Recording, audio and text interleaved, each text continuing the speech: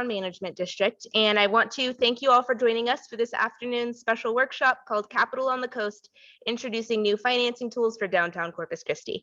I'd like to introduce our mayor, who is going to be giving the introduction. Thank all of you for participating and attending today, and also for our special guests, Patrick Kennedy and his whole team, who are going to be talking about potential new ways that we can develop downtown Corpus Christi. So I'll first have the mayor up to give an introduction and say thank you for being here.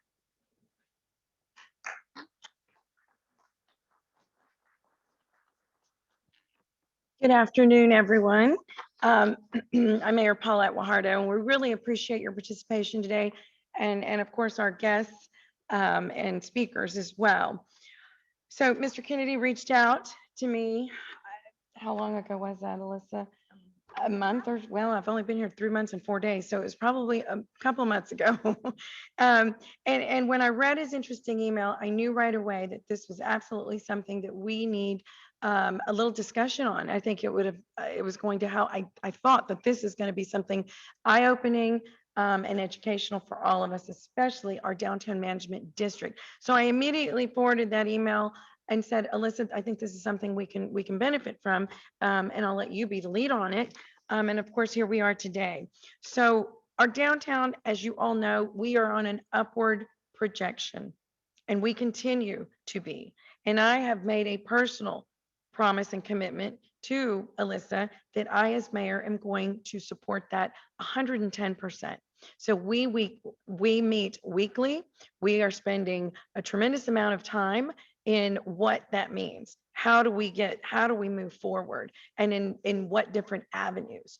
And so that said, today we've got many projects that use the historical tax credits, such as the 600 building, Nueces Lofts, and the Ward building. So it's important that potential business investors also, and entrepreneurs, that they know that we've got investment tools, and many of them.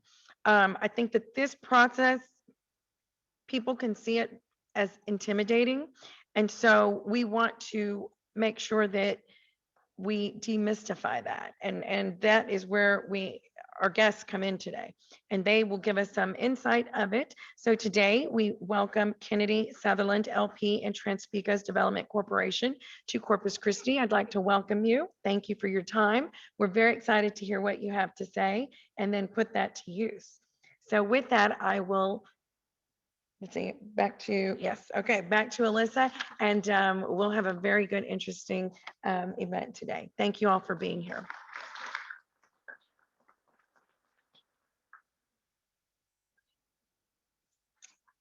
Okay, hello everyone, it's me again. I am so excited to share with you what we've been working on in downtown Corpus Christi and the momentum that we've picked up to really set the scene for the new era of development we are entering into the downtown area.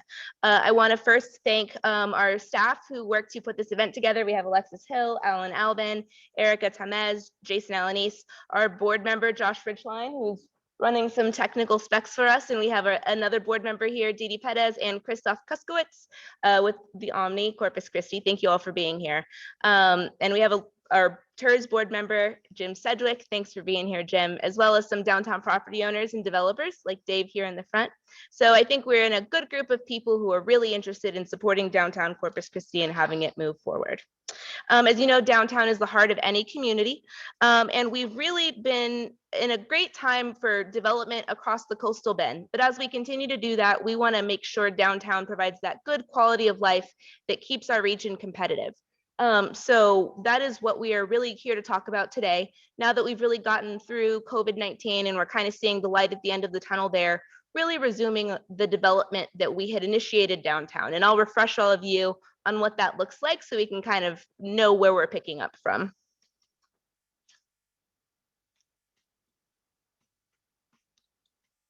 Next slide, please.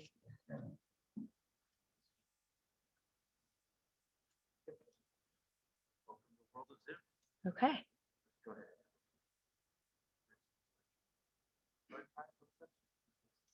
There we go. Okay, so a quick outline so you can follow the presentation. I'll give you an overview of a quick history of our downtown progress, tell you about our organization, the DMD, what it is that we do, talk about our vision and our plan. We've done some extensive planning work back in 2015 that's really defined our modern era of development right now.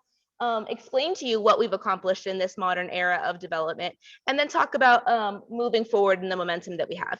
And then, of course, I'll hand it over to the gentleman who will be talking about some new, interesting ways that we can do development in downtown Corpus Christi and throughout the region.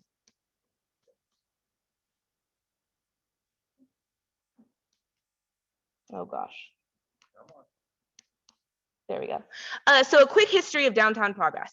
Many of you know downtown Corpus Christi at one point in time, right, was the main street, was the city. And as our community continued to expand out, we saw a lot of disinvestment in the heart of downtown Corpus Christi. There was actually a group founded in the 1980s called the Heart of Corpus Christi. And from that, in 1993, the Downtown Management District was established. That's the organization that we are here representing today. In 2000, there was the beginning of a really innovative period as far as community leadership in the downtown area, in the greater downtown area. So our community did some great things like levying an economic development sales tax for seawall and the construction of the arena, which is attached to this building. And that's, I mean, those are really large undertakings. So they've really set a foundation that enables us to go and do the building that we're doing today, because we have all of that wonderful, those seeds that were planted back in the year 2000. In 2004, voters approved Whataburger Field, right, our AAA baseball stadium that's really just a tremendous asset to our region. And then the Bayfront Master Plan was developed. So you've seen a lot of investment along the Bayfront that really led from that plan back in 2004. In 2006, a Corpus Christi downtown vision plan was developed. I know Philip was on that committee, continues to be involved in this effort to today.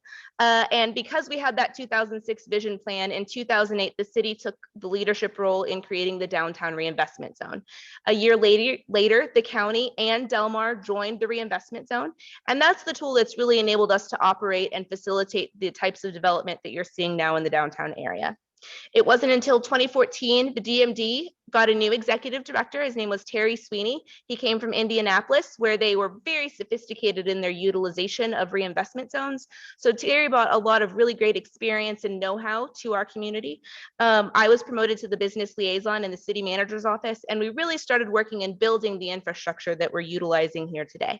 Also in 2014, the downtown area development plan was drafted. That was the Goody Clancy was hired. It was a planning firm out of Boston, and they really pulled together all of the feedback from the community so we could have a really well-founded professional area development plan guiding our decisions related to investment. And then following that, we updated the reinvestment zone and created the incentives that we currently utilize. Our organization, as I mentioned, was established in 1993. We're a professional municipal management district. Our boundary for the DMD is that pink part in the middle, the Marina Arts District. In 2015, we were rebranded as the Marina Arts District in order to free up the term downtown to refer to the larger area that would make sense to people who didn't spend their whole lives here and understand kind of how that was super narrowly defined. Our zone was extended through 2023, so we'll be coming up for reauthorization here in a few years. And in 2015, we were contracted through the reinvestment zone, which is that larger boundary. So we provide services to the Marina Arts District. That is our core area, but we also facilitate incentives for the entire reinvestment zone, which runs west. So Tatanqua is the western boundary all the way to the bay. Morgan north to the ship channel. So that's where we're able to facilitate development through. And our mission is to create a successful, vibrant Bayfront Seaside District, rebranded as the Marina Arts District, and positively impact the greater downtown area by proactively and strategically working with our partners to create a cleaner, safer, more beautiful and accessible downtown, to develop and improve the district, to market and promote the district, and to build and manage an effective and dynamic organization. I want to now tell you, we'll shift into, now that you know a little bit about our mechanics, shift in a little bit about our vision and the plan and really what we're working towards accomplishing. I found that it's really helpful to point to some other cities that we draw inspiration from, because sometimes when it's not there, some people can't see it. So for us in our whole organization, we all have a very shared vision of some communities across the country that inspire us. And these communities are colorful and dynamic and vibrant and dense. And so I wanted to share those with you just so you can kind of get the vision that we're talking about and how we see downtown Corpus Christi moving forward. Some of the communities that we are really big fans of: Charleston, South Carolina; New Orleans, Louisiana; Savannah, Georgia; Tampa and St. Petersburg, Florida; and Chattanooga, Tennessee. And all of these are really known to be high quality of life communities. People love to live there. People love to say that they're from there. They're really high regarded. And so when we talk about downtown Corpus Christi, we're not talking about the community that some people see as a blue collar town. We really envision a high quality of life, vibrant place that people are proud to be from, proud to live in, and want to, or it's known as a place for innovation. Now, the Downtown Area Development Plan went and reviewed all of the area development plans and downtown plans we had done before. And it basically said, okay, here are the 5 things that we keep seeing you all say that you want, right? Over and over and over again. The first is to encourage market-driven development. There seemed to be a lack of understanding of how to facilitate that market-driven development. So that was the first thing that we needed to prioritize. Second was we needed to create more housing choices. Currently, we have 960 housing units in the downtown area. 240 of those have been added since 2014, and we have 400 currently in the development pipeline, partly due here to Dave sitting in the front, taking on a lot of our challenging properties, getting those moving. But really our critical mass is 5,000. So when you think about a vibrant downtown where things are happening all the time, that's really the number that we're aiming to hit. So we're aggressively moving towards that number, but wanted to give you kind of a scale and a scope on that. Additionally, completing a waterfront park and trail network, right? Our waterfront is our competitive advantage. It's the thing that sets downtown Corpus Christi apart from downtowns across the country. So figuring out how to connect all of that. I know there's a big initiative underway with the leadership of the mayor and the city manager. There's going to be some big announcements soon related to the marina and the seawall and some great improvements to be made there. Next, talking about reconnecting neighborhoods, trying to make sure that the Marina Arts District is connected to the Sea District and the Water's Edge and Uptown and all of those spaces. Right now, it's kind of difficult to get from one to the other. So that's something that was identified over and over again. And then finally, celebrating our unique place to live, work, and play. So adding retail and programming and arts and just making all of that a lot more attractive in the downtown area. And then there are more from those vision themes. There are specific tasks that our organization is charged with implementing. But we also had some really cool inspirations, right? So everyone loves a rendering. And this rendering is on Chaparral Street facing south. And you can see here, when this was done, it was really difficult to envision because Chaparral Street was a one-way street you could only go north on. And there was a project long in the works, right, to convert it to two-way. And I recall people were like, you can't convert that street to two-way. Cars aren't going to fit. Two lanes of traffic won't fit on that street. But we did it and we tested it and we worked with our partners to really kind of implement that vision. And now Chaparral is a two-way road. This rendering also envisioned making improvements to Artesian Park. We completed improvements installing electricity in this 160-year-old park for the first time, adding that lighting. It used to be pretty intimidating to walk around the park and to walk around that part of the downtown area, but we've made those improvements. So the next thing that we're working on is the development of that vacant property, which is what we're talking about here today, right? And figuring out how do we get more of that residential, how do we get more of that activity in our downtown area.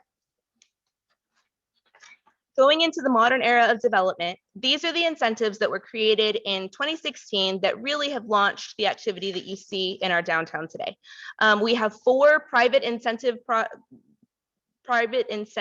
oriented programs, and then 1 that's a streetscape and facade improvement program. So we have a new commercial tenant finish out program. It's $10 a square foot for new tenants and any vacant space. We have a Chaparral Street property improvement grant program. It's up to $100,000 for renovation of a vacant building on Chaparral Street.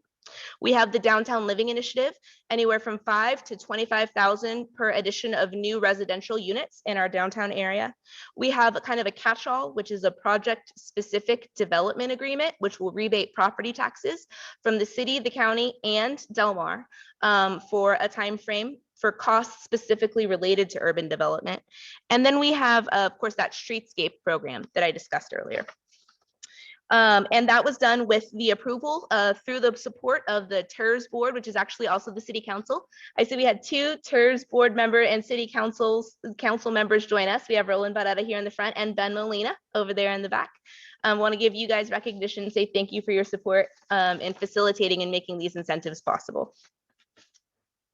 So with that, we have facilitated 24 projects and $129 million in private development. And so that's either on the ground or in the pipeline currently. We did that by committing $6.6 million in incentives back to those projects. And we've seen an increase on the tax rolls of $33 million. So this is really an unprecedented volume of activity in downtown Corpus Christi. We haven't seen activity like this since the 80s. Early 80s. And so it's really great to really resume that activity and continue and to be part of moving downtown Corpus Christi forward. And if you would like to see that in map form versus the numbers, we have that here as well. You can see the density that we're really focused on implementing is in the core of that Marina Arts District. Really, that's just because we need to do that for, like, we have to get that part right. So you can see that there's a lot of activity going on in the core of the Marina Arts District. Our goal right now is activating vacant buildings, getting small businesses open, the kind of things that really define culture, make a community interesting. And then of course, we're here to facilitate and support vacant land development, large scale investments.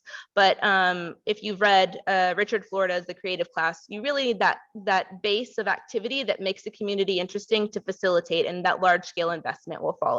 So that's really part of what this map represents. And to go in kind of by year, 2017 was the first year we really saw new projects opening as a result of our investments.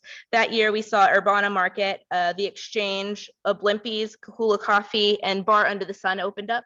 Bar Under the Sun was a Greyhound station that really was just a blight on our downtown area. It really imported homeless individuals that just kind of fell out and lived in the park and lived on the streets, and it really just made it challenging for that north part of Chaparral Street. But when Bus opened up, we got on Texas Monthly for Corpus Christi is Cool Now. So it was really great to see that transition and how that space that at one point in time was underutilized and really a drag on our community is now an asset to us and helping us establish the future of Corpus Christi. Other things that opened in 2017 included Surf City Squeeze, a cool smoothie shop. It's right on the shoreline in the Best Western. The Studio Fit for Moms, Wittick's Office Interiors, A Lady Luck Pet Grooming, and the Goldfish. The Goldfish is also in the category of Bus. This was a Peerless Cleaners drop-off site, and it was reactivated and turned into a high-end cocktail bar. It was featured on CNN Traveler, right? So Corpus Christi started getting some notice for some of the interesting things that we had going on, and we've continued to kind of build on that and follow that activity. In 2018, Water Street Sushi Room opened up, followed by the Bay Jewel, 2 vacant spaces that were reactivated into positive activity. Voodoo Nightclub and Bourbon Street Bar opened, and I know those are just bars, but those buildings had been vacant since about 2012. So it was pretty significant that with the activity that we had and the momentum that we had created, we were getting those buildings activated again. Creative Culture was a spot that was going to be, an operating space for Jeremy Flores. He is a well-renowned muralist. He is from our area, but it travels the world and the country, creating some really dynamic outdoor murals. Some of you may know his work. He does the mural on the side of Dokyo downtown and the giant hummingbird on Studio 44. So that was his base of operations. Of course, post-acute medical hospital developed in a land that had been vacant as long as any of us could remember. And then we had Chelsea Marie Boutique open. It was a vintage shop and it was in a long vacant house on the corner of Chaparral and Twig. In 2019, we continued the momentum with Roy Boy Tiki Hut, Lucy's Snack Bar, one of our favorite downtown coffee shops. Continues to be a place that attracts creatives, new people to town. It's really just it's a wonderful kind of nucleus of activity. The Point, which is a bar and restaurant, Moonshine and Ale, which was a dueling piano bar, Noasis Brewing Company, which is a on-site brewing operation. Really, again, a great operator that just brings so much to our cultural definition and helps define Corpus Christi and make it more interesting. As well as Fresco, which is like a palateria, Mexican-inspired kind of street food, but really well done. And it's actually the brainchild of the daughter of another restaurant owner. So rather than going to another community and trying to figure out how to open, this individual chose to stay in Corpus Christi and continue continue to invest and try to make it better here. So we really love that. 2019 also saw 2020 vintage, Studio 44 apartments. That's the hummingbird I was talking about, in case any of you hadn't seen it. Hello Beautiful Hair Salon, and an Edward Jones on Chaparral Street, because there are enough people finally living in the downtown area. It's time for them to start thinking about their investments. And 2020, which was by far the hardest year for downtown Corpus Christi in a long time, we still saw the opening of new businesses. Dokyo Downtown opened and quickly adapted to new ways of operating in the COVID era. They have a thermometer at the door. They had special filters to keep their air clean, shields between the booths. So a lot of innovation and adaptation there. K-Space Art Gallery opened into a retail spot. Ron Jovi Apartments reopened, and Aka Sushi reopened as well. So a lot of activity. Followed by Produce Sound Studio. Many of you do not know, we have Dusty Oliveria here. He is a Latin Grammy nominated music producer and flies people in and out of downtown Corpus Christi all the time to produce music videos from California and produce music. He has a wonderful sound studio right there on People Street. Oasis Market was a vacant space that was reactivated. Muse Bistro, again, another longtime vacant building, now a dynamic kind of brunch bistro bites spot. And then Downtown Car Wash Club, another building that had just been sitting there vacant and now in active use. In 2021, we've already seen some businesses open. Commons, it's a upscale curated retail shop with local, sustainably sourced, made in America type goods. We've seen a number of vintage shops opening up. So Sun Moon, Stars, Vintage, Peaches, are two that opened in Water Street Village area. We have the Visitor Information Center, VNP Gallery, and then Victory Building Team here. Chris has a new spot in downtown as well. Thank you for your investment, sir. We have more projects in development. I know it's a lot, but we're really excited about this. So if you'll indulge me just celebrating it a moment longer.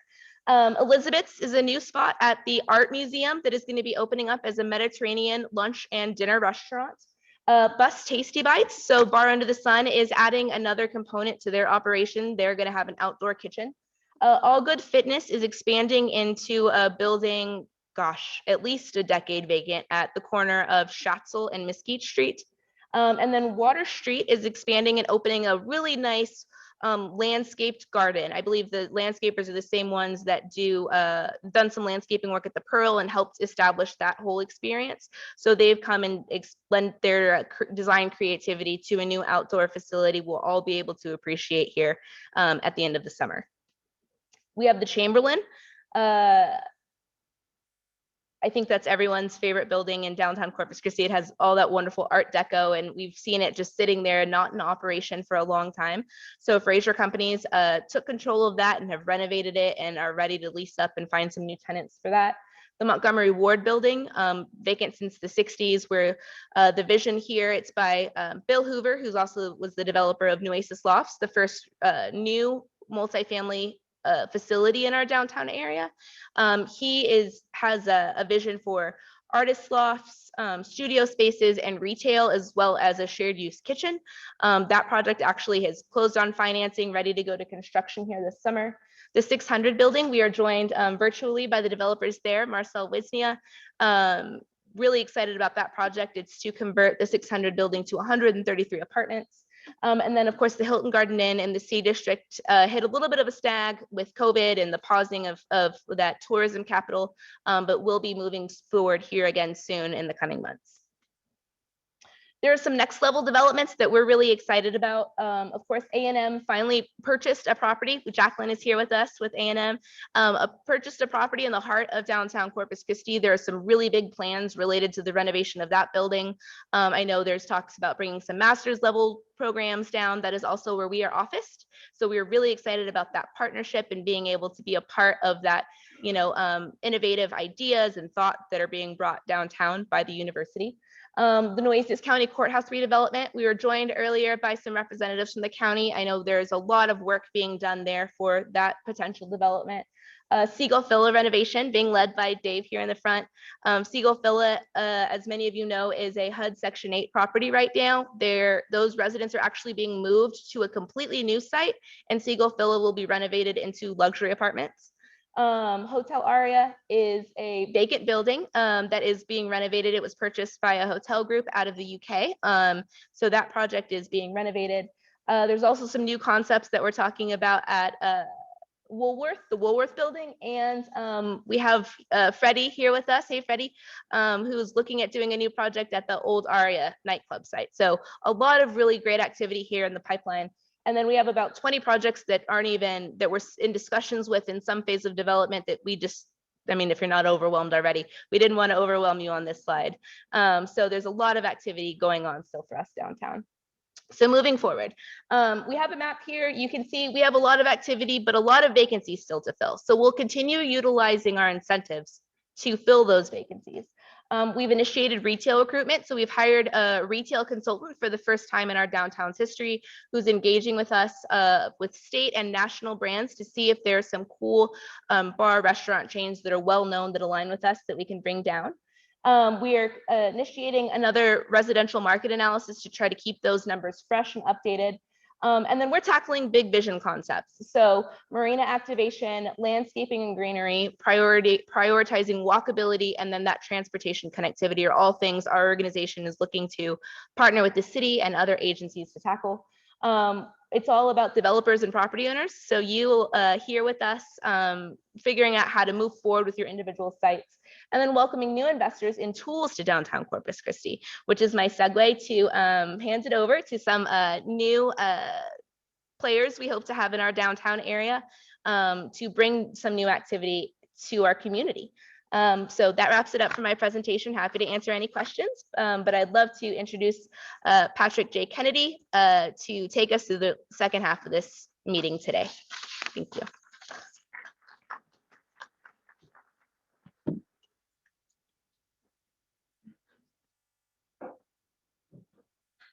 Thank you, Alyssa, Mayor. We appreciate it. That's impressive. Thank you. Wow. I mean, there's a lot of stuff going on in Corpus Christi.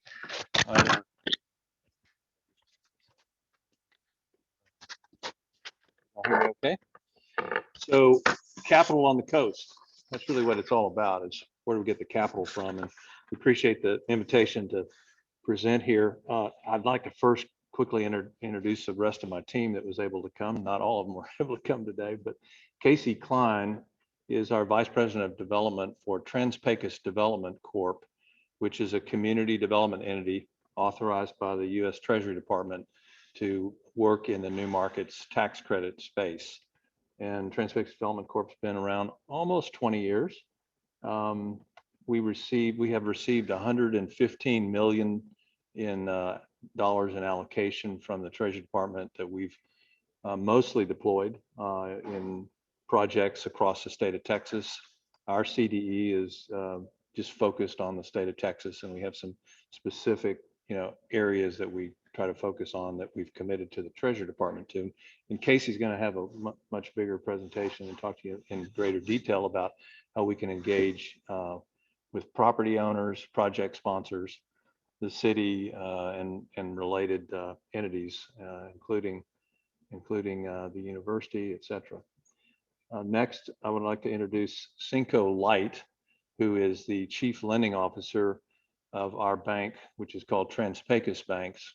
It's just under 500 million, kind of has rural roots out in West Texas, but because of our areas of focus in our law firm for the last almost 40 years and our desire to be engaged in economic development, the bank has some specific focuses in development and works with many other banks, including almost all of them here in Corpus Christi, good friends. And we look forward to opportunities to continue to do that and do more of it and utilizing some of these unique sources of capital. And then finally, Bradley Klein, who works in a lot of our areas, but he has today been named the marketing director for Post Oak Preservation Services, which is a firm that we founded about 2 years ago, and have some talented architects and historic consultants that work with local architects and others to move a project forward and analyze a project for purposes of utilizing the historic tax credits. So as I was reflecting this morning, my family has a lot of roots in Corpus Christi. One of my grandfathers on my father's side worked at the Naval Air Station, and another grandfather worked at Richter's Bakery. My parents met here in Corpus Christi. My father went to Del Mar College and then went to St. Mary's Law School, and they got married shortly after that. So we have a lot of roots in Corpus, and happy to be involved in this project and today. So I want to give you a little overview of these two major tax credit programs that we've been actively involved in. One is the New Markets Tax Credit Program, and that's a federal program that is authorized under Section 45D of the Internal Revenue Code. It's about 22 years old, I think, when the legislation was enacted. And it is designed to encourage private investment in low-income communities. And Casey will give you some project examples, but you can utilize that in a pretty broad way. We have a number of nonprofits that have utilized it. And I'm going to call on my friend Tom, our friend Tom Schmidt, who heads obviously the successful Texas State Aquarium. And we were able to bring a $10 million allocation to the renovation or the expansion that took place about 6 or 7 years ago, which translated into roughly $2.2 million of cash that went into that project. And I think next year is a 7-year compliance period that will end, and that $2.2 million quote unquote obligation will be forgiven. And that's part of how that program works. So it's a 20% allocation. It's a 39% tax credit, and you basically have the project sponsor that receives the benefit in cash. The tax credit is basically monetized through the sale to an investor, and the investors have historically been the major national bank institutions. But we have been, with our practice and helping community banks around the state, including almost everybody, in this room or the community banks in the city, talking about the opportunity to them actually become the investors in these projects. So there is a way to do that, and it's fairly attractive. Texas does not have a state level new markets tax credit. Many other states do. There's been a few attempts in the last 4 or 5 legislative sessions to make that happen. I think it may be a little while before that does happen. So that's kind of the new markets tax credit program in short. And again, Casey will give you some more details in a PowerPoint. The federal historic tax credit started with probably a little over 40 years ago as authorized under Section 47 of the Internal Revenue Code. And it provides for a 20% credit for every dollar that is spent on the renovation of an historic building. Roughly speaking, historic buildings can get that designation once they're 50 years old. So 1971 today, it's not that far back. So there's a lot of historic buildings that will qualify for that. The process, so that's the federal credit. About 8 years ago, the Texas legislature adopted a state level credit that can twin with the federal credit. And we probably followed maybe now 30 other states in the country that have that credit. So it's a pretty powerful opportunity for creating capital to facilitate one of these projects. The kind of the first stage is to identify either the specific building, or in many situations, a city or organization will designate or seek designation for a district, an historic district. And I think you all have. Do you have a historic district yet, or there's some efforts to do one? I think that there's some issue. They can't hear. Oh, really? I'm sorry. Is it possible that I'm not the same? Sorry. Sorry, I don't want to interrupt you. No, that's okay. Is this better? Yeah. I just need to get closer. Is that better? Okay, sorry about that. I apologize.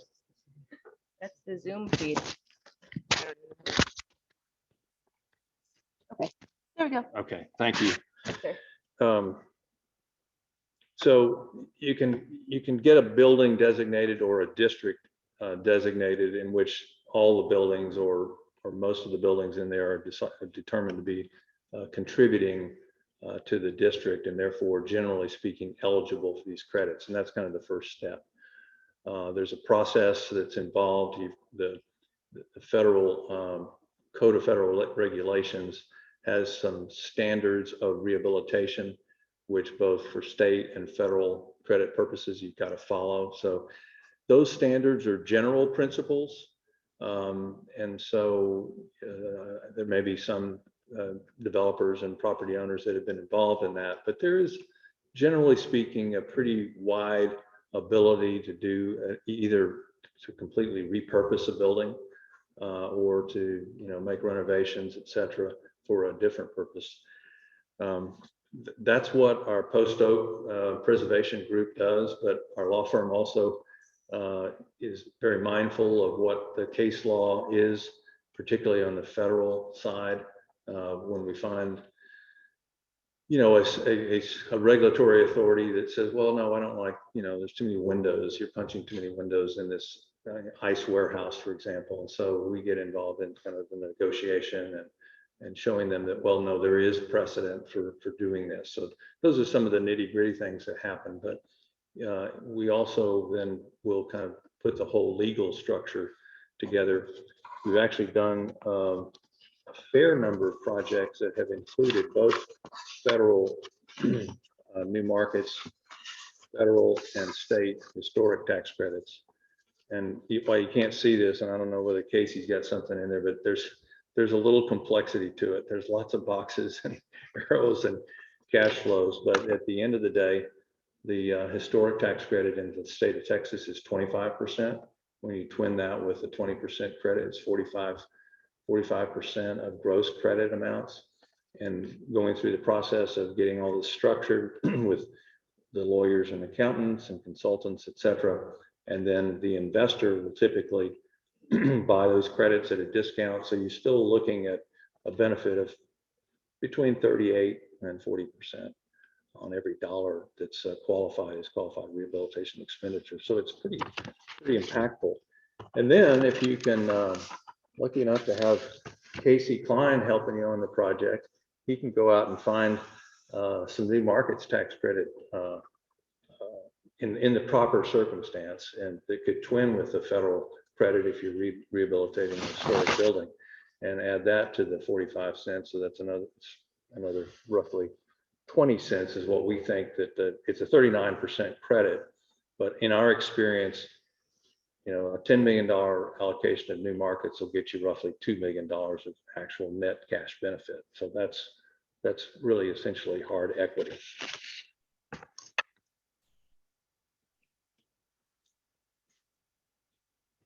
I think, Tom, if you don't mind coming up here, Tom was kind enough to hire our law firm to help kind of structure, and then also TransPecos Development Corp to source the $10 million allocation that we were able to get for the aquarium. And you might talk a little bit about the practical aspects of it. I know it was difficult, but you guys got it. So I'm hoping you're not going to ask me to explain it, because it's an interesting and complex financial facility or program, but we were excited to take advantage of it. Casey and I were talking earlier that there were sort of three phases in this project for us. When we first became aware of the new market tax credit, we started looking at it and we thought, boy, this is pretty amazing. We can generate, between $2 and $3 million of capital for the project. And, it sounds like a no-brainer. And then you really get into it. And again, it's an extraordinary amount of work. We ended up having to set up a separate 501c3. I think you really have to prepare your accounting team for the additional work that they're going to have to deal with, particularly with the compliance issues on the back end.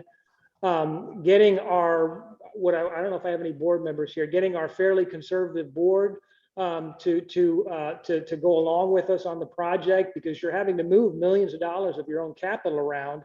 to different entities and shifting it around in order to facilitate the process of getting the forgivable loan. So, all that process, there's a lot of education that needs to take place to make sure your team and your stakeholders are comfortable with the project. But once you get through it, you get the allocation, the compliance, it's fairly minimal now, especially compared to what the banks have to go through. So, and we're actually in year 7, so we're going to wind down the loan, forgive it, and then we'll essentially be finished with the program. And I think we're probably going to try to pursue another one for some work that we're going to be doing in the future. So it's again, I was surprised to learn that I think we're the only entity in Corpus Christi that has taken advantage of the program. I think it's a great economic development tool. I certainly would encourage any of you who are considering projects downtown to consider it. Since North Beach was designated as a I don't know what the official designation is, but it's certainly low income area, reinvestment zone. That's one of the reasons we qualified, in addition to our educational work that we do. Don't have to be a not-for-profit, obviously. More probably for-profit entities have gotten these than the not-for-profits. San Antonio, I know the Whitty Museum and the Food Bank both have taken advantage of the program. And I believe the Florida Aquarium did. I think that there was an entity in Florida that I know got one, but not many zoos and aquariums sort of in our community in North America have taken advantage of the program. But again, I'm happy to visit with anyone one-on-one if they want a little more of the nitty-gritty details about it. But again, it was a significant boost to our fundraising efforts when we were doing our Caribbean Journey expansion. And I'll give a plug to Pat and his team. They really did a great job of helping us educate our team, educate our board, working us through the process. We couldn't have done it without them. So we ended up with a good team along with Baker Tilly and TransPecos to be able to execute the transaction. But yeah, we're pleased that we went through it. So happy to answer any questions at the end if we want. Pat, turn it back over to you. Thank you. Well, I think we've got a couple of questions here. Okay. How do we do that? Okay. Oh, is it? So the question that was asked online is, it should be pointed out that through current federal legislation called HTC-GO, the federal historic tax credit would be increased from 20% to 30%. They've been trying to get that passed for a while. Does anybody have any questions of Tom in particular? Yeah, yes.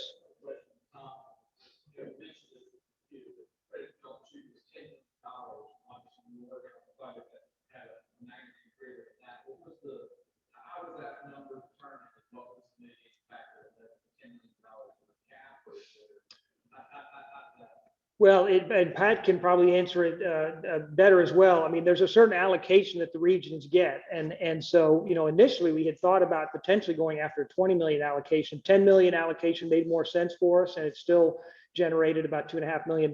So, try to get as much as you can. But again, it is a competitive program. We're competing with other regions and other projects. And so a lot of it depends on what the Treasury and what the Fed is going to make available for the tax allocation. Yeah, that's a great question. And Tom's exactly right. He had really a $50 million project, which, if we could have found $50 million of allocation, that would have worked. But that's very, very rare.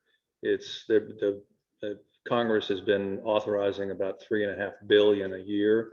This coming allocation round, which will be announced sometime in the early summer, they've authorized $5 billion. The typical transaction size, though, is going to be 8 to 10 to 12. But we have been involved in projects where we've gotten multiple CDEs and had as much as like 28 million or. Oh, that's right, 40. So, okay. Yeah. Other questions? Okay. Well, thank you so much, Tom. Sure, Appreciate it. sure. I think I think I'll go ahead and turn it over to Casey if you all ready. Just one other word about the historic tax credit. Again, you have an application process, but it's not like there's a limited amount of funds as there are in the new markets world. So if you can qualify, you qualify for the state credit. The state credit can be used against the margins tax or now the insurance premium tax. So insurance companies can play, non-banks can play. There are plenty of other investors, and we've really tried to dedicate ourselves to identifying local investors rather than big, national syndicators. But we work with them as well. And so, anyway, well, thank you.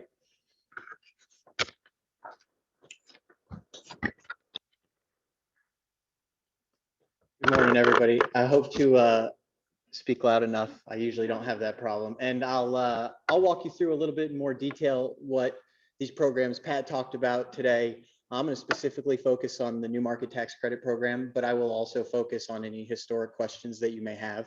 Once again, my name is Casey Klein. I'm the Vice President of Development at TransPecos Development Corporation. Originally from the Valley, Mission, McAllen area, and now in San Antonio. I think a lot of what you've heard, it's pretty unique. Sometimes you hear it for the first time. I mean, I understand the confusion. I'm a pretty simple man, and I need things spelled out. So hopefully today we spell that out a little. I know I send a lot of emails. I make a lot of phone calls, and when people hear it for the first time, they're always like, is this true? Or what do you mean? There's got to be some attachment, or there's, I have to sell my soul. And the answer really is this program it's a unique program created to incentivize development. So I'm going to walk you through the new market tax credit program. If you could go to the next slide really quickly. Oh, I have the clicker. Just kidding. Okay, so just as a quick recap, we're a unique entity, and we always talk about this, and Pat highlighted this, but I would like to walk through because a lot's going on, and there's a lot of big words, and there's a lot of just weird acronyms. So we're TransPecos Development Corporation. We focus on new market tax credits. We are a certified, what's known as a CDE, or a community development entity. You have to submit an application, you have to be approved. It's essentially a department under the umbrella of the Department of Treasury, but it's the Community Development Financial Institution Fund. Once again, doesn't really matter. They administer the program. We focus on, not only do we have our own allocation that Pat mentioned, we've won over $115 million that we've allocated to projects all throughout Texas. At the end of this, I'll go through some of the projects so you recognize that we're doing deals with businesses that you all recognize and that are household names who have embraced the program and really recognize the benefit. We also consult. The question that was asked, Philip, I believe, asked the question earlier, why only 10 if there's a $50 million project? These allocations are very, very competitive, and they're very sought after by developers. Once you can understand the program and you understand the benefit, even though the accounting gets a little interesting, these people try to take advantage of it. So CDEs focus and apply annually to get, they apply as a certain thing. So like, I'm a CDE, I'll focus on only community facilities, or I'll focus on only mixed use, or I'll focus on only grocery stores. And so a lot of times, our CDE in particular, we focus on healthcare, healthy foods, any type of senior and assisted living, and downtown community revitalization. That is what our CDE can allocate to. So for us, we see projects all the time. So I could get a manufacturing project, and even if I love it, which this happens all the time, I love a manufacturing project, but I can't do it because I promised the CDFI with my allocation, I'm focusing on those things. So we also consult. Because the program's so unique, because it's so hard to understand, we represent clients in terms of prepping a deal, walking you through the education of the financials and of the structure, and then we go seek out the allocation, as Pat mentioned. We've done this for north of $600 million between all of us as a firm. We're very familiar in the consulting, so it doesn't really matter what your project is, we're here to help. I just want to note that there's a difference between a CDE and the consulting. We focus on historic tax credits. We focus on opportunity zone fund creation. Not as much putting the dollars in as much as getting the structure right, so your businesses that you're investing in opportunity zone funds can go along. TransPecos Banks is our controlling entity. To become a CDE, it sounds like, well, why don't I just become a CDE? You know, why would I go through you guys if I can just make a CDE? It's a pretty intensive process. And one of the things you need to be a CDE is you need a track record of lending in communities and of lending to certain types of facilities. TransPecos Banks in this case is our controlling entity in terms of, you know, that's who we applied under to be a CDE. They do all types of lending, a lot of USDA, a lot of conventional SBA, 7A, you name it, they're a part of it. We've been recently playing a lot in the USDA field and in the Bureau of Indian Affairs. So the BIA, we've learned a lot about Indian tribes as of late, and we hope to continue that relationship as well. Then we have Kennedy Sutherland LLP, which is Pat Kennedy and his partner who couldn't make it, Dub Sutherland.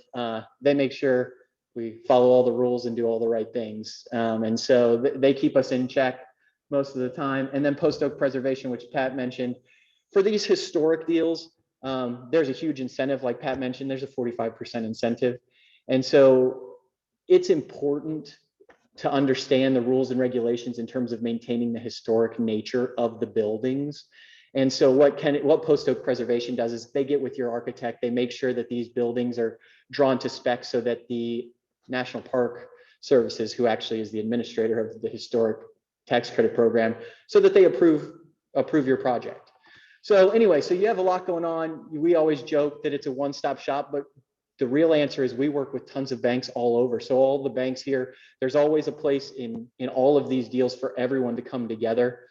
We always generally seem to work with banks in the community with our deals. So, you know, we go to El Paso and all of a sudden Westar or some other type of bank is lending into a deal for us. And, you know, so we get to know everybody. So there's a place for banks to play in this. There's a place for the developers. There's a place for the CDEs. Everybody really benefits, the community, the banks, the developers. And so that's why this program is so cool. And we're trying to get the word out, you know, in person, so people understand that this, you know, this is a good program. The first thing you need to know is, what the heck is this? You know, what is the new market tax credit? It's a 39% federal tax credit. And the sole reason that this was created was to incentivize development in low income communities that are severely distressed. And some of you might say, well, where, you know, what qualifies me, or what doesn't qualify me, or how do I become one? Your question's great. So this is, you're probably not going to be able to see this, and I have it blown up a little bigger. Generally, qualifying census tracts they're based off, obviously, the census tracts. So every time a census happens, we find and get new updated mapping and tracts. Your severe distress is qualified if you have a poverty rate of over 20%, or your AMI is below 80%. So generally speaking, those two things will qualify your census tracts. As you can see, all the red and even the yellow are qualifying areas. That's Corpus. I did a zoomed out view to try to get you to see. I don't know if that helps at all. And then that's Corpus downtown. As you can see, downtown, everything qualifies. So if you have a project in downtown, you shouldn't really have a problem here, as CDEs have to follow these to allocate to your project. So only qualifying census tracts can have the project occur. To start, everybody hears a bunch of words and they hear a bunch of different things. We kind of go through the ABCs of new market tax credits, as you'll hear as we go through the presentation. The first thing is NMTC. That's just the new market tax credits. The second thing we talk about is the administrator of the program, which is the CDFI, or the Community Development Financial Institution Fund. They are the ones who review the applications from the CDEs every year. They are the ones who allocate the dollars that are out there. The CDEs are the community development entities. Essentially, they're the entity that receive the tax credits and work with the investors to generate equity for the projects. And we'll get into that in a little bit. You have an investor, right? So a CDE gets tax credits, but what do we do with that? We've got to create a value there. So we sell those tax credits at discounted rates to investors. So the investor buy the tax credits to apply towards their tax liability, and then the CDEs come away with hard cash that they then loan at a low interest rate for 7 years. That's eventually forgiven to the businesses. So that's generally how it works. Qualic B, you're going to hear Qualic B a lot. You heard Tom mention that. essentially, because the tax structure of all of these businesses, a Qualic B is just your project. So whenever you hear Qualic B, it's just your project. That's just a fancy name of saying your project. It's technically a qualified active low-income community business. QEIs are qualified equity investments. That's the equity that the investor gives to essentially the CDE to be able to invest in your project. And the QLICI is the qualified low-income community investment. And that is the loan from the CDE then to the project that is forgiven. I know that's a lot.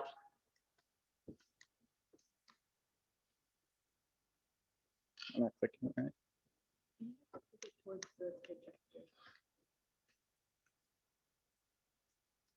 Okay, so I generally in these things like to err on the side of being too honest. So I'll tell you why the people play in this game, all of the people that play in this game, and I'll tell you the players. So the players are generally the developers and business owners. So all the people that have projects that want to get done that have some type of gap in financing or are just trying to better their capital stack in general. If I can decrease my debt by X amount of dollars, why would I not try to be a little creative in my capital stack?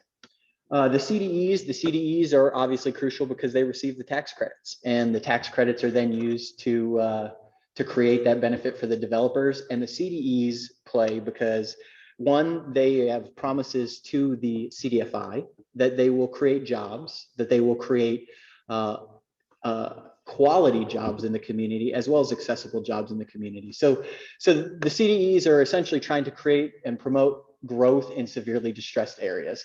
CDEs receive fees, an initial fee for allocating their dollars to the project. The developers obviously get the benefit of the new market tax credit.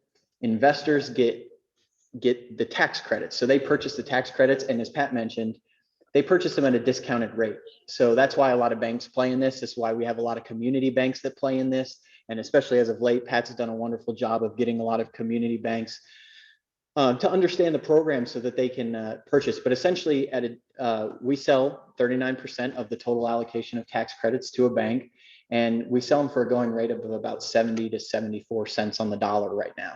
So there's a difference in that. So that's why the investors are playing, because they get that tax liability. They get to apply that towards their tax liability. And then you have legal counsels. Obviously, these structures are unique. Legal counsels are generally represented by every party has a legal counsel just to make sure that we have the flow and the structure is correct. And then legal counsel, they're incentivized by completing the deal and getting the fees for the legal.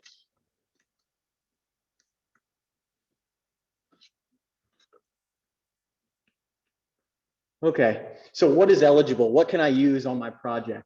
Eligible purposes are operating businesses and real estate projects. Really, the answer is pretty much everything.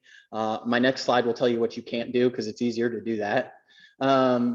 You can focus on lots of things. We personally do a lot of healthcare, a lot of healthy foods, manufacturing, senior and assisted living, mixed use development. All of those type of things qualify. Retail, any industrial. The way this program works is annually there's a competitive application. It's about 300 pages long, and these CDEs apply, and they're always looking for pipelines of projects. It doesn't matter, where that project is in terms of its timeline, but CDEs are always looking to put things into their pipeline, because when they apply annually, they tell the CDFI, or they give the CDFI a list of projects that they think could work for them. So we always tell people, if you know of projects that are seeking it, let us know on the front end, even if it's still going through the viability process, because the earlier the earlier you can kind of slot in. If it doesn't happen, we understand deals fall through all the time. But it's good to have your name on some type of list if you're trying to actively seek for the new market tax credits. The CDE applies to the CDFI.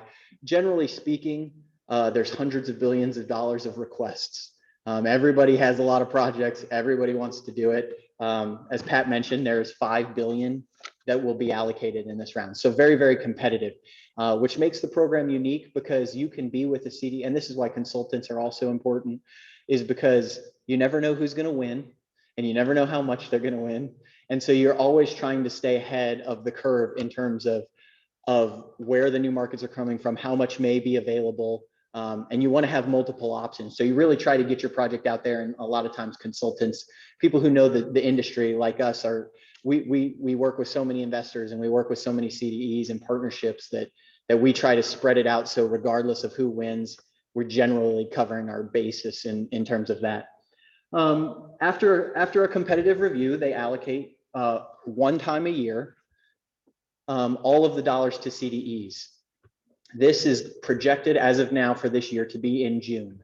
For the sake of not holding me to any promises, the last 2 years have been a little unique in terms of they've done it, but timelines are a little off just based on everything going on in the world right now. But I would think this year around June, we'll have $5 billion of new authority from CDEs ready to go for projects. The CDE then goes to their project. So we go to someone like Tom and we say, hey, look, you know, we won $10 million and we want to allocate to a project. Your project seems like it has a bunch of community benefits. You're going to help out downtown Corpus Christi. You're going to create jobs. You're going to create tourism. You're going to create foot traffic. There's going to be catalytic changes. And we say, you know what, that's what we promised the CDFI, and we're going to allocate to your project. So we do all the due diligence. And then what we do is we go to an investor. And once again, this can be community banks. This can be anyone. And we say, hey, we have this project. This is the project. We'd love to sell you the tax credits. What kind of pricing where do you kind of stand in pricing? Where do you think you're at? Once again, the market right now is about 70 to 74 cents. And then what we do is we sign an agreement. So an investor comes in, they agree to purchase the tax credits, and essentially we send them through a structure the tax credits, and in return through the structure they send us the equity. So at that time we are now holding the equity. So the investor with the tax credit authority is receiving 39% of whatever that allocation is. So in this case, $3.9 million on a $10 million deal. And if they purchase at 70 cents, you know, we're kind of around the 3-4 number, something around those lines. So we're getting hard cash in that. And I have an example in the following slide. We then the CDE then takes that hard cash and they do 2 loans. The first one is called a leverage loan. It's just the terminology in the industry. That is generally the debt you need. So your capital stack in a regular project, you know, you have your equity and then you have the debt that you're getting from a bank or some type of lender. In this situation, you have an A note and a B note. Okay, that's coming in a low interest, a 7-year low interest rate loan to the project. It's about 1%, and generally speaking, and you'll see on the next slide, it's just to cover the fees of operations, and we reserve that off of the front end. So it's a pretty cool project. The A note is what fills your $10 million project, essentially the rest of your capital stack. When we do a project, we have to have the full project amount or the matching allocation amount. So if you have $10 million, you have to have $10 million in a structure. So we do that by the equity that comes in from the investor. For the sake of rounding numbers, $3 million, right? We generated $3 million from an investor, and $7 million can come from a leverage lender. That can be a bank, that can be self-levered, that can be reimbursements, and we'll get into that in a little bit. But those two come together and you essentially create your $10 million sources for your project. At the end of 7 years, as Tom mentioned, it comes to you day one. So you have the cash. The day you close, the wires hit the bank, you have the full $10 million to do your project.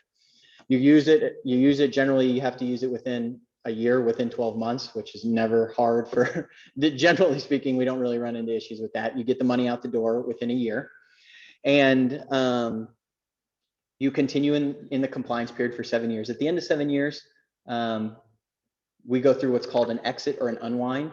You unwind the structure, and that equity note, that B note, is forgiven, which is amazing. So essentially, you know, 20% of your project, you got cash equity on the front end, you paid a low interest rate for 7 years, and then it's forgiven at the end of the compliance period. That is to incent. It sounds it sounds unique, it sounds unbelievable. That is the point of the program, is to drive investment to these severely distressed areas. The A note, whether that's a bank note or however you do it, you can restructure it, you can refi, a lot of options there. So a lot of the community banks that we've dealt with, I went through 7 exits last year. A lot of the community banks that participated on the front end then had the opportunity to refi with the remaining debt, whatever that number was at the end of the period. So it's a good relationship builder as well for banks that are willing to participate in it. Generally speaking, like Pat said, however much you get in allocation, you can pretty much count on a 15 to 20% net benefit. So if we're talking a $10 million allocation year project, I feel very confident that we could get between 1.5 and $2 million on that, and that's scalable. So for instance, Pat was talking about the deal of combining CDs. We just did a $40 million project that was pretty unique, and they walked away with about a little under $16 million of B note equity. So it can be very, very unique, and there's a bunch of good ways to structure it.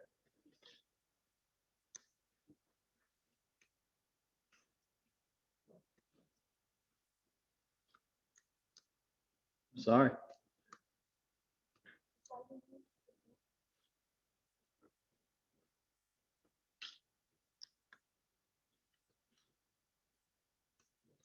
There we go. Okay. These are the only businesses you can't really do. Yeah, sorry.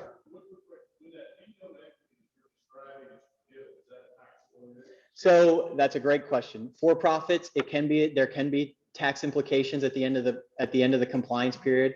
For nonprofits, it's a wonderful thing because they're not taxable entities. So a lot of nonprofits try to utilize the program, but generally speaking, yes, if you're a for-profit business, there could be tax implications at the end of the 7 years.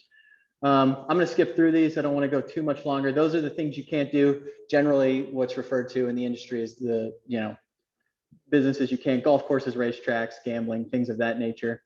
This is the breakdown. Because of time, I don't want to take too much time, but this is kind of the breakdown that I can walk you through. If you have questions after, please walk me through. Let me know. As Pat stated, there's a and I can send this after. I can send it to Alyssa to email everyone, and you can get in touch with me so you can actually see it.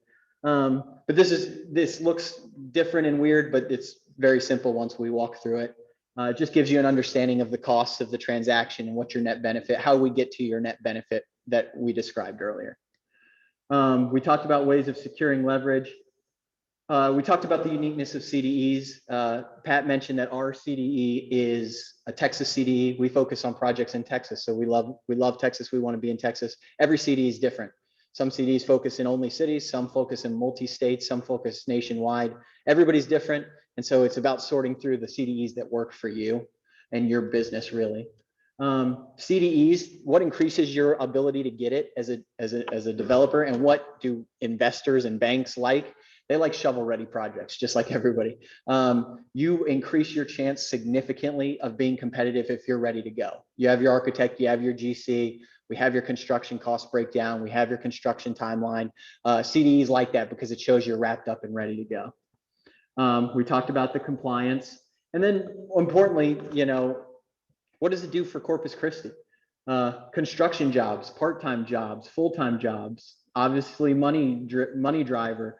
There's benefits for the workers. There's healthcare access, better healthy food access. All of these things. The program is really a story that, we see businesses that exit that use the story just because, you're trying to show what you're doing in the community. And a lot of times, as developers, you fight that. You're on that fine line between, some people like me, some people don't. Am I doing the right thing? And this is really a way to drive the good narrative of you're creating jobs, you're doing good things, and the New Market Tax Credit Program allows that to happen. Recent projects that we've done the Medical Centers of America in El Paso. We did a VA clinic. I was just there last week. A beautiful facility, about a little over 100 employees. We did Buc-ee's. We've done HEBs. We've done hotels. We've done the Texas State Aquarium. We've done St. Mary's University, West Texas Centers for Mental Health. You name them, we've done them. Mixed use facilities. These are just the recent ones we've completed in the last probably 2 years. So here's a breakdown of a project. MCA, to wrap it up. MCA, we helped and allocated $16 million of allocation to them. At the close of the transaction, they walked away with about $3.2 million in cash equity. The poverty rate was 32%, which is how they qualified, well, and by the AMI. We created over 500 construction jobs, 105 full-time jobs, and they do all of the veteran affairs, mental health for all of the El Paso military. So those are the kind of projects we do. Those are the kind of projects we're looking for. Once again, we just love hearing about projects. We want to try to help in any way we can.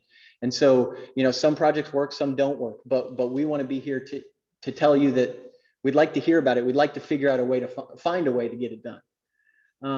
In summary, the new market tax credit financing can fill a gap in your capital stack.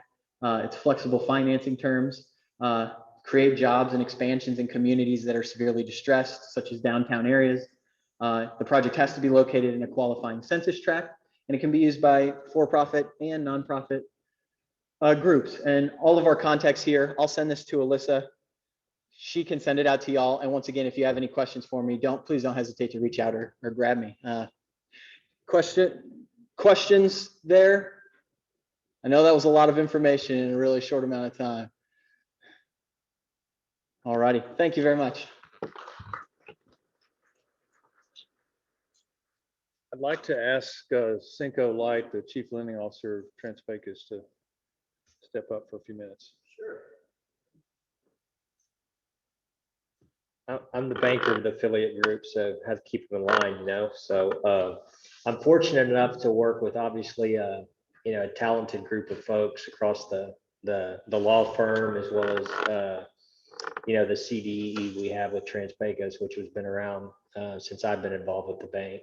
So we have the opportunity to look at interesting financing alternatives, which sustain certain areas, sustain certain businesses, and we'd like to kind of re-engage with our banking network here, Mr. Scanio and Texas Champion, as well as Clayburg. We have a long history there, and look for ways to facilitate partnering together going forward, and interesting financing arrangements, whether it's new markets or just conventional deals. I can say, the last year we've been very proactive. It's been a tough year, I think globally, as we all know. But I think the way we kind of leaned in it as a bank, just speaks to kind of the mission and values of Pat and, his team. And we were very successful in facilitating PPP loans, as well as I think we were the 9th or 10th largest lender in the country in Main Street. So had an opportunity to help folks in that regard, which we probably wouldn't otherwise help given our size. Conversely with that, our balance sheet has grown, fairly significantly, and we're able to accommodate, customers that we may have not otherwise helped prior to the pandemic. But specifically, just wanted to reiterate, our desire to continue to support communities like Corpus and partner with our partner banks. We're seeing a lot of traction in the SBA 7A program. We're a preferred lender in that regard, as I'm sure some of the other banks here are. And, with the HR 748 coming out with, the fees being paid by the SBA, the payments up to $9,000 per bar, up to 3 months, some extended in certain industries. We view that as an opportunity to continue to help businesses and individuals that have struggled during this time frame. So in summary, just feel really confident in our abilities to deliver across a kind of a amalgam of array of opportunities, and look forward to helping Corpus and re-engaging with our banking network going forward. So thank you for having us, and hope you have a nice weekend. So not to disappoint, because we had it on the menu here, we have an item called investment tax credits and solar installations, and just a word on that. So there is an investment tax credit that has been at 30%. So for solar installations or biomass type projects, it's a 30% tax credit. You get all of the benefits of being like the 99% owner as an investor. This is something that banks can do as well. Banks can get CRA credits. I wanted to just we can send this deck out. There's not a whole lot here, but this is really about how banks can invest in these tax credit programs. And I think the benefit of doing that. So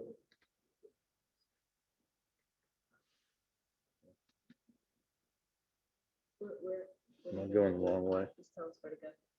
Oh, okay. Well, just go to the next. That's the end. That's the punchline. Yeah, the second slide. Okay.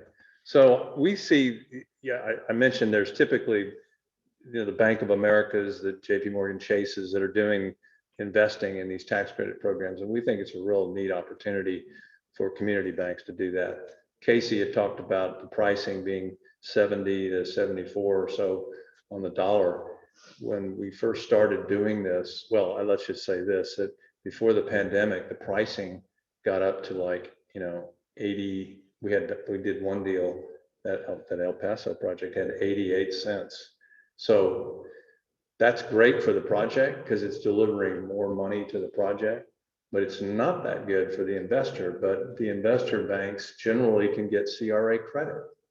And the bigger institutions that we have to deal with for typically project sponsors and project owners that we represent as counsel or assisting in obtaining tax credits or as a leverage lender through the bank, there's a lot of complexity there. And my philosophy in practicing law for the last almost 40 years has been to try to make it as simple as possible. And so one of the opportunities that I see as, getting some community banks involved is that we can simplify some of the whole, process, the documentation, et cetera. And also community banks know what's going on in their community. So we think it's, a pretty neat benefit. Would you switch one more, please? Yeah, I kind of covered most of that. And then CRA credit. So both the new markets tax credit is considered a complex structure and specifically called out for CRA credit. It's always, because it's census tract driven in a severely distressed location. So it's always going to qualify for CRA credit. The historic tax credit, it depends on the location, but generally speaking, now with the new CRA regulations that the Comptroller of the Currency has announced, CRA credits available for banks that are making investments in the historic tax credit space. Please switch. Next, yep. So this is the punchline for historic tax credits with an 83-cent purchase price, for example, would yield, a 31% return over the 5-year compliance period. And I don't have it up here, but I can email you all the financial models for those two credits. But for new markets tax credits, that number, internal rate of return or return on investment is like 25, 26%. And that was on a 75-cent purchase price. So that's really it. Thank you so much. Yeah. It's been terrific being with you all. And we're not in a rush. So we'll be around if anybody wants to visit, and we'll be sure that you'll get our materials. So thank you all so much. 3 o'clock on the dot. Well, thank you all so much for joining us this afternoon. I hope it was a fun time, just introducing some new concepts, refreshing where we left off with Downtown Corpus Christi, last spring around this time, and just figuring out how we all move forward together. As Pat said, they're going to stick around for a minute. If you guys would like to come up and just introduce yourselves. I see we have Mark Meyer here as well with American Bank. Thanks for being here. And thank you all so much for spending some time with us this afternoon. Have a good evening or afternoon and weekend. There you go.